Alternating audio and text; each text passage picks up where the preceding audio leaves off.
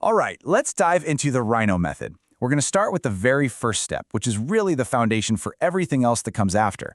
It all begins with the letter R, for receive. You know exactly what I'm talking about, right? You get a sharp tone from your partner, a critical email from your boss, or some random judgmental comment online. And before you even really process the words, you feel it, that tightening in your chest, that little spike of adrenaline. Your body has already decided you're under attack. So whenever we feel that kind of attack, our bodies are just wired for one thing, to react, and to react instantly. It's a survival thing, you know? It's baked deep into our nervous system. And this all happens in milliseconds. I mean, your nervous system literally hears the tone of a voice before your thinking brain can even catch up to the words being said. So you tighten up, you brace yourself, you get ready to fight back, all before you've had a single chance to think. You know, so often we're told we just need to grow a thicker skin, right? Build up some kind of emotional armor.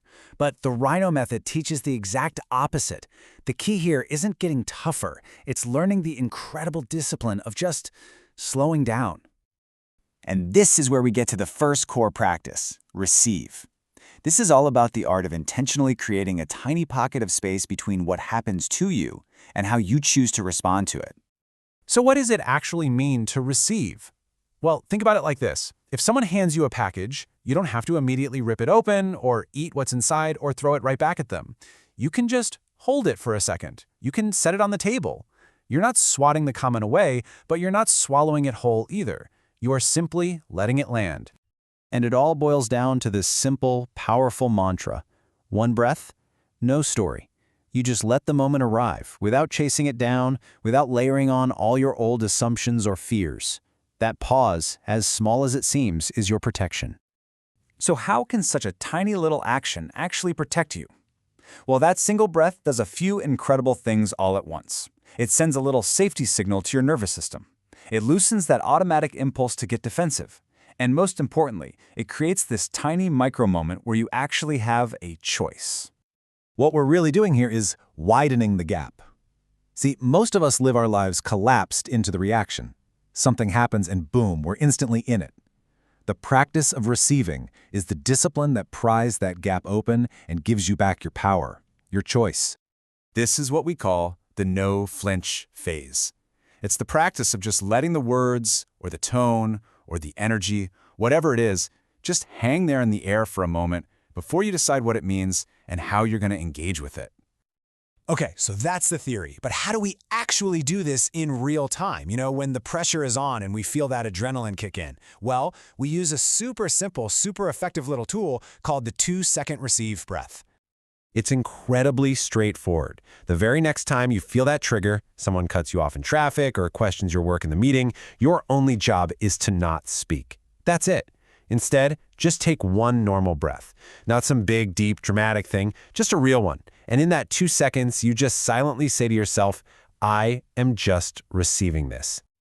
And this is so important. You aren't agreeing with them. You're not trying to fix the problem right away.